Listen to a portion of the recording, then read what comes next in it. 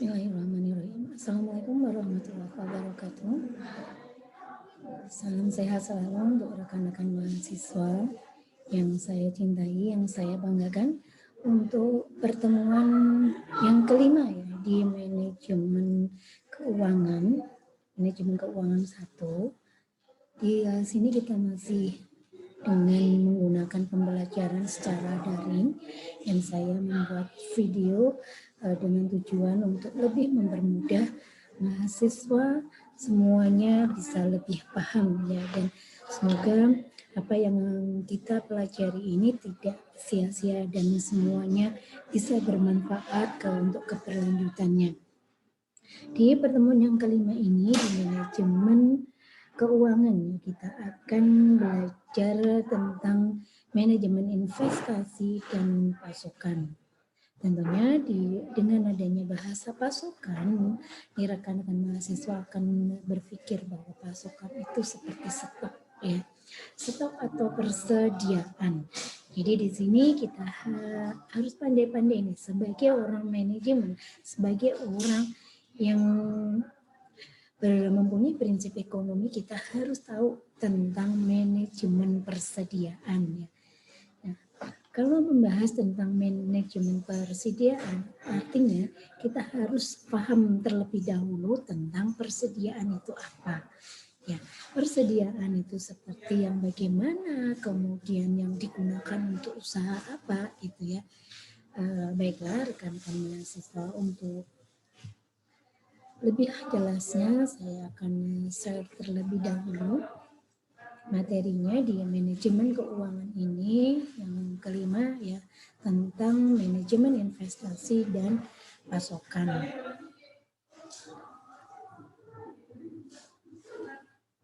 Oke, sebentar ya. Dengan mempelajari adanya persediaan atau yang kita sebut dengan adanya stok ya, atau pasokan, itu kita akan mengetahui terlebih dahulu apakah manajemen persediaan ini bisa membentuk suatu hubungan antara produksi dengan penjualan produk. Jadi kita akan berpikir apakah dengan adanya kita memberikan stok, menyimpan persediaan, itu apakah ada hubungannya dengan penjualan produk. Nah, kita akan banyak belajar ya dengan adanya persediaan di sini. Jadi kalau bisa dikatakan persediaan itu ada 3 macam ya. Ada persediaan bahan baku, ada persediaan barang dalam proses ya atau manufacturing, kemudian ada persediaan barang yang sudah jadi. Nah, dari ketiga persediaan ini kita itu sedang mempunyai usaha apa gitu ya, kita sedang melaksanakan usaha yang seperti apa. Nah, yang seperti apa itu artinya kita apakah akan menyediakan persediaan berupa bahan baku atau barang setengah jadi atau barang yang sudah jadi. Oke, kalau saya sebagai grosir artinya saya akan menyiapkan barang-barang jadi gitu ya. Kalau saya mempunyai perusahaan manufacturing, artinya saya harus mempunyai persediaan barang dalam proses gitu ya, yang setengah jadi. Kemudian kalau saya hanya menjual bahan-bahan mentah, misalnya saya punya perusahaan yang perusahaan yang menjual kayu, artinya saya harus menyiapkan bahan baku, ya, mungkin kayu gelondongan gitu ya. Nah, di sini kita akan melihat nih yang akan kita sebagai usaha kita itu apa gitu ya. Kemudian di dalam menetapkan persediaan juga jangan sampai terjadi suatu kesalahan yang fatal. Ya, di mana di sini ada kesalahan fatal. Kenapa? Kalau kita itu mempunyai stok yang banyak, itu bukannya kita akan mendapatkan keuntungan, tapi bisa saja bisa menjadikan kerugian yang berarti atau kesalahan gitu ya. Oke. Kalau persediaan itu terlalu kecil, artinya kita bisa kehilangan kesempatan untuk menjual ya. Persediaan stok kita itu sedikit. bagaimana untuk kita memperoleh laba, sedangkan pesanan itu ternyata banyak gitu. Nah, di sini kita harus mempelajari apakah ke depan dalam waktu 1 pekan atau 1 bulan itu pesanan kita akan mengalami penambahan ataukah mengalami penurunan. Apakah sudah kira-kira apakah stabil ataukah tidak. Nah, kita harus memprediksikan apa yang akan ke depan yang akan terjadi kira-kira seperti itu ya. Jadi kita menggunakan perkiraan apakah ke 1 pekan kemudian, 1 bulan kemudian itu apakah akan menambah penjualan atau pesanan. Nah, kita akan menyediakan persediaan. Kalau persediaan itu terlalu besar, artinya di sini kalau sudah biaya besar, maka di sini tentunya akan memperkecil laba.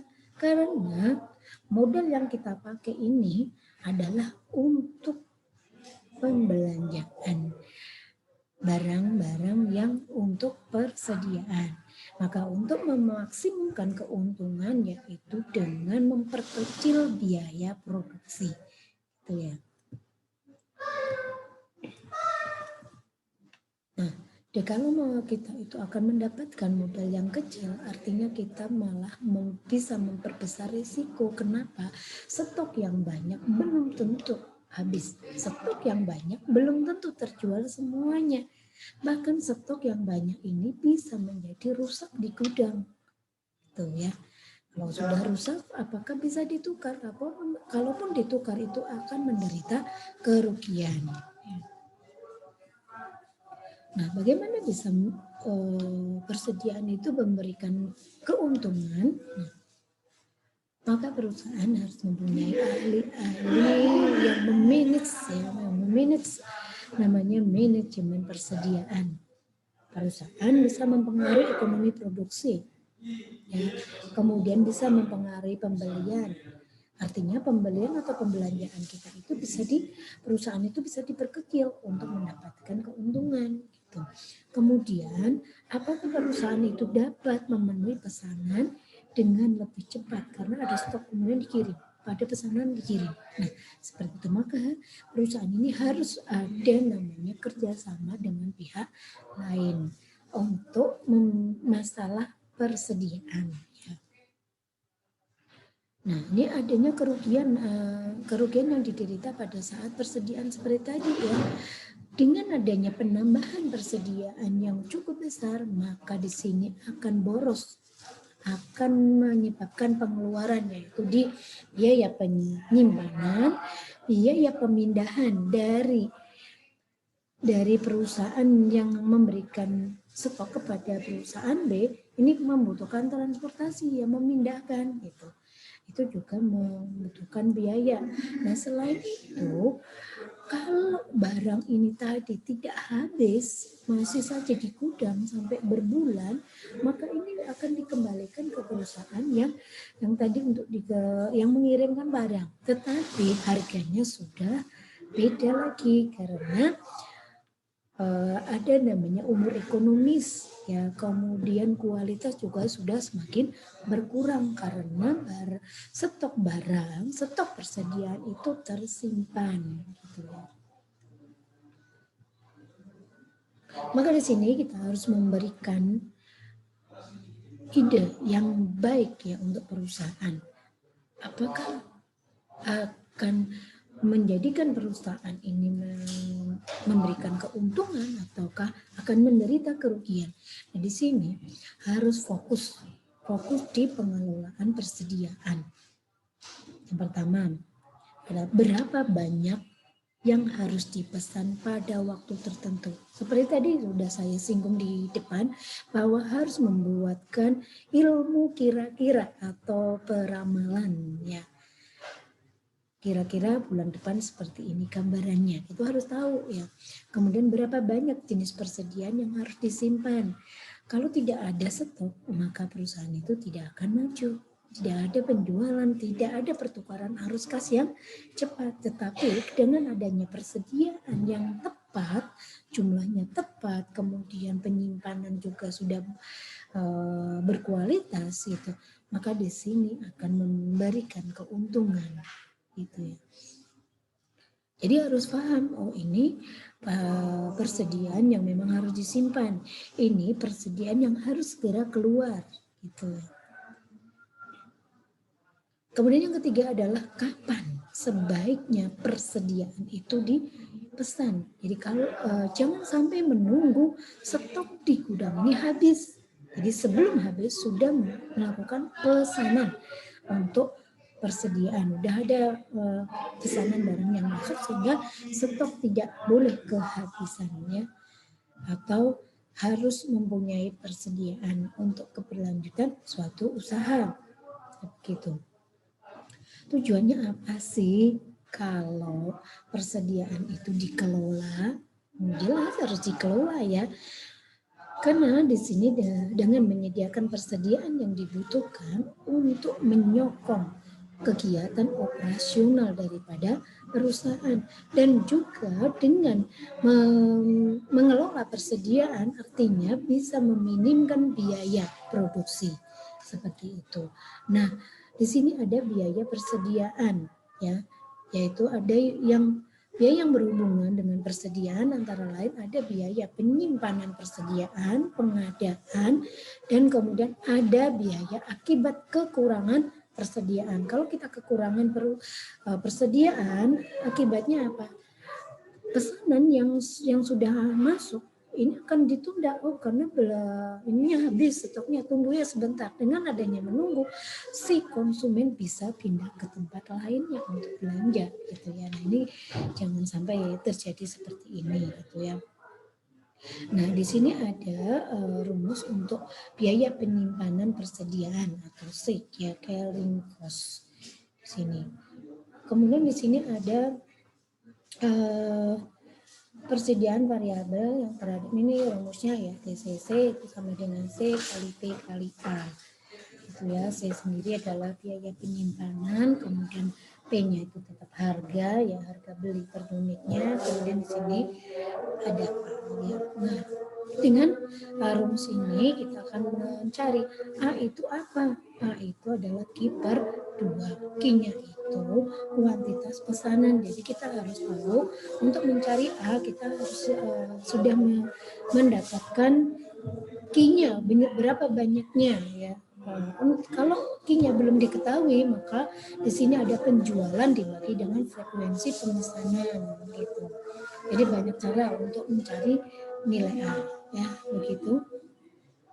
Kemudian termasuk biaya penyimpanan atau carrying cost di sini ada sewa gudang. Contohnya ya ada sewa gudang, biaya pemeliharaan barang di dalam gudang, kemudian ada biaya modal yang tertanam, kemudian ada pajak, tambah lagi ada asuransi. Nah besarnya carrying cost ini dapat diperhitungkan dengan dua cara. Yang pertama adalah berdasarkan persentase tertentu dari nilai inventory rata-rata, dan yang kedua berdasarkan biaya per unit barang yang disimpan.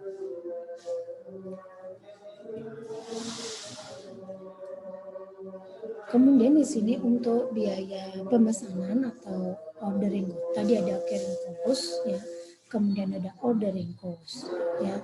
Untuk ordering cost ini adalah variabel terhadap frekuensi pesanan. Jadi dapat dirumuskan untuk biaya total pesanan adalah TOC ya, total ordering cost. Kalau tadi adalah carrying cost ya. Nah ini rumusnya tadi ya, ada F dikali S per Q. F itu adalah biaya tetap atau fixed cost. Kemudian S itu penjualan dan Q itu kuantitas, banyaknya barang yang dipesan. Termasuk biaya pesanan ordering cost atau TOC tadi, yang pertama di sini adalah biaya selama proses pesanan. Kemudian ada biaya pengiriman permintaan. Kemudian ada biaya penerimaan barang. Dan juga ada biaya penempatan barang dalam gudang, biaya proses pembayaran pada supplier. Nah ini adalah yang ada di dalam TOC tadi. Ya. Nah, jadi kita dapatkan rumus adalah TIC, biaya total biaya persediaan. Jadi ada udah banyak rumus ya, ditambah lagi dengan adanya TIC atau total biaya persediaan. Ini rumusnya ya, udah ada semuanya, nanti tinggal diterapkan di contohnya ya. Nah, sekarang kita akan membahas tentang EOQ ya, atau Economy Ordering Quantity. Mungkin ada sebagian rekan mahasiswa yang masih asing mendengar EOQ. Ada juga yang udah pernah mendengar tetapi lupa. Ada yang sudah pernah mendengar dan tahu gitu ya. Nah, untuk EOQ, Economic Ordering Quantity atau EOQ ini adalah suatu kuantitas atau banyaknya persediaan yang optimal yang menyebabkan biaya persediaan mencapai titik terendah. Pada saat EOQ, artinya perusahaan itu banyak melakukan belanja untuk persediaan, sehingga biaya persediaan atau modal itu sudah sangat tipis sekali. Ya. Nah, untuk EOQ ini adalah suatu rumusan untuk menentukan kuantitas pesanan. Berapa banyaknya pesanan yang bisa meminimkan biaya persediaan. Nah, ini perlu diketahui nih untuk kita semuanya yang kelak akan membuka suatu usaha. Jadi kita harus paham terlebih dahulu tentang EOQ ya. Jadi jangan sampai kita belanja persediaan dalam jumlah yang banyak, kemudian biaya persediaannya sudah mau habis. Nah, ini harus diperhatikan terlebih dahulu. Bukannya kalau suatu perusahaan banyak stok kemudian banyak untung, belum tentu. Yang jelas ada stok, kemudian penjualan terus menerus sehingga arus kas perusahaan berjalan dengan baik. Ya, terjadi perputaran arus kas yang stabil. Itu akan memberikan keuntungan bagi perusahaan. Oke, di sini ada rumus untuk EOQ ya, model economics ordering quantity. Nah, di sini ada penjelasan ya untuk teorinya.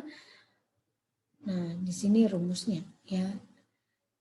EOQ yaitu rumusnya akar dari 2 dikali F kali S per CP ya.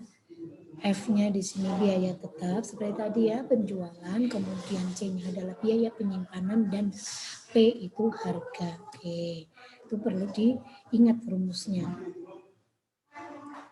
Asumsi untuk model dari PDEOQ bahwa gini, jumlah kebutuhan bahan mentah itu sudah dapat ditentukan terlebih dahulu secara pasti untuk menggunakan selama 1 tahun atau 1 periode yang digunakan oleh perusahaan gitu ya, dan biasanya menggunakan periode 1 tahun. Kemudian penggunaan bahan itu selalu pada tingkat yang konstan ya, artinya secara kontinu, yang pada titik yang konstan dan kontinu gitu ya. Pesanan persis itu diterima pada saat tingkat persediaan itu sama dengan 0 atau di sini di atas safety stock gitu ya. Selanjutnya ini saya akan memberikan contohnya ya, ini nanti untuk teorinya rekan-rekan mahasiswa bisa baca, bisa pelajari ya. Oke, saya akan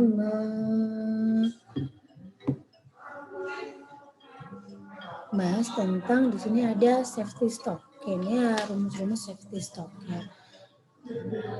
Menentukan besarnya safety stock di sini ada faktor pengalaman ya. Kemudian ada faktor dugaan, kemudian ada biaya dan juga ada keterlambatan. Ini contohnya, penggunaan per hari itu ada 15 kilo. Jadi membutuhkan 15 kilo. Keterlambatan pengiriman akan produk itu ada 10 hari. maka besarnya safety stock itu ada 150 kilo. Gitu ya, ini dengan mudahnya, dan ini ada contoh kasus untuk mencari EOQ-nya, ya, ekonomi ordering cost. Nah, bisa rekan mahasiswa pelajari. Contohnya PT Jati itu pada tahun yang mendatang itu membutuhkan bahan baku sebanyak 24.000 unit, harga belinya itu 2.000, kemudian ada biaya pesanan untuk setiap kali melakukan transaksi itu berkisar 100.000, dan carrying cost-nya itu 20% dari rata-rata persediaan. Pertanyaannya, berapa jumlah EOQ-nya? Kemudian berapa kali pesanan yang harus dilakukan dalam 1 tahun?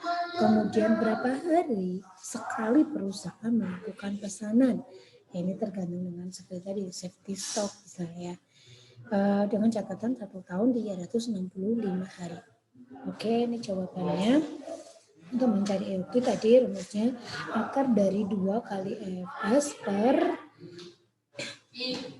C kali P ya. Nah, ini kita udah dapatkan di sini ya. Untuk kita harus mencari terlebih dahulu dari contoh ini ya. Oke, ini ya.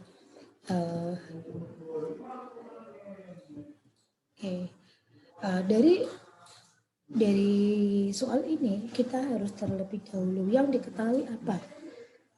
Yang dibutuhkan dalam EOQ adalah F. F-nya berapa di sini? F-nya adalah biaya tetap. Biaya tetapnya ada 24.000.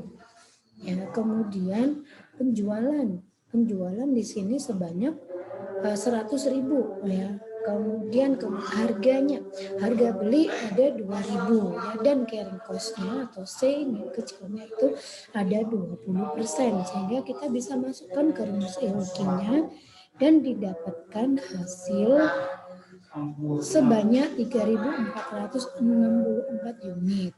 Nah, untuk pesanan yang akan dilakukan dalam waktu 1 tahun ya, maka 2S itu tadi ya rumusnya adalah F yang kita cari F per EOQ-nya. Sedangkan F di sini adalah 24.000 dan EOQ-nya ada 3.464. Sehingga diketahui pesanan yang dilakukan dalam 1 tahun terakhir ini ada 7 kali pesanan. Gitu ya. Nah, jika 1 tahun itu ada 365, maka pesanan yang dilakukan itu sebanyak 52 hari, gitu ya. Oke, contoh yang kedua sama halnya seperti tadi ya, cuma di sini adanya perubahan di C carry-nya 25%, jadi kita langsung tahu ya, UF-nya ada 240.000. Ya, harganya P-nya ada 2.000. Kemudian penjualan atau S-nya 150.000 dan carrying cost-nya ada 25% atau 0,25. Maka untuk mencari nilai EOQ-nya seperti tadi, masukkan ke rumus seperti ini sehingga didapatkan EOQ sebanyak 12.000 unit. Ya, untuk mencari pesanan dalam 1 tahun itu tadi F per EOQ-nya. EOQ tadi 12.000, maka F-nya ada 240.000, maka 240.000 dibagi 12.000 sehingga didapatkan hasil 20 kali pesanan. Dalam 1 tahun berapa pesanan itu dilakukan? Nah, 1 tahun di sini 360 dibagi 20 sehingga ada 18 hari sekali itu pesan gitu ya. Setiap 18 hari sekali ada perusahaan yang melakukan pesanan. Setiap 18 hari kemudian perusahaan menyiapkan stok seperti itu. Nah, ini faktor yang harus diperhatikan dalam menghitung EOQ agar tidak salah ya. Rekan-rekan harus pahamin semua, karena ini juga nanti jika rekan mahasiswa mau melakukan bisnis atau wirausaha itu harus tahu ya, agar tidak terjerumus dalam persediaannya, banyaknya persediaan belum tentu memberikan keuntungan. Semakin sedikit persediaan juga bisa menimbulkan kerugian. Seperti itu ya. Nah, untuk mendapatkan keuntungan, bagaimana pesanan harus terhitung seperti tadi berapa kali ya saya perusahaan ini memesan, itu harus dihitungkan, diperhitungkan. Kemudian gudang untuk tempat penyimpanan itu juga harus diperiksa ya, harus dilihat kualitasnya, karena kalau barang itu sudah ada tetapi tempat penyimpanan yang kurang bagus, maka barang ini juga akan cepat rusak ya, persediaan barangnya seperti itu. Begitu untuk materi manajemen keuangan pertemuan yang kelima ini. Untuk manajemen investasi ini ya saya akhiri pertemuan kali ini, dan mohon maaf ini ya pertemuan kita masih secara daring. Semoga rekan-rekan mahasiswa masih tetap semangat, dan apabila ada sesuatu hal yang kurang bisa dipahami, tolong untuk isikan kolom komentarnya dan nanti insya Allah akan saya jawab lebih lengkap lagi. Begitu untuk pertemuan kali ini saya akhiri. Wabillahi taufiq wal hidayah. Wassalamualaikum warahmatullahi wabarakatuh.